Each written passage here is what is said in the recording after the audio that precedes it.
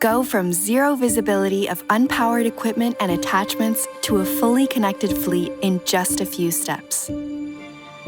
Let's get started. Here's how to install your Trackunit Kin. The installation can be done in the field, in the depot, or anywhere really. To start the installation, activate your Kin by removing the sticker located on top of the tag. When the sticker is removed, the light will flash green. Now, it's time to mount your Kin to an asset. It's important to find a spot where your Kin is protected from damage.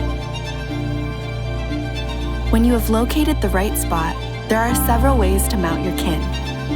It can be glued, screwed, or zip-tied.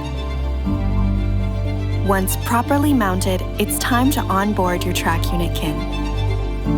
To onboard your Kin, launch the Trackunit Go app on your smartphone. You can download the Trackunit Go app from the Apple App Store or Google Play Store. Go to Settings and select Onboard Trackunit Kin. Follow the steps starting by keeping your smartphone close to your Kin. Once the right Kin is detected, select Setup and complete the asset details. Add an image and finish by clicking Done.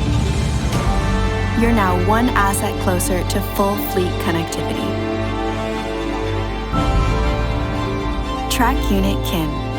Tag it, track it, done.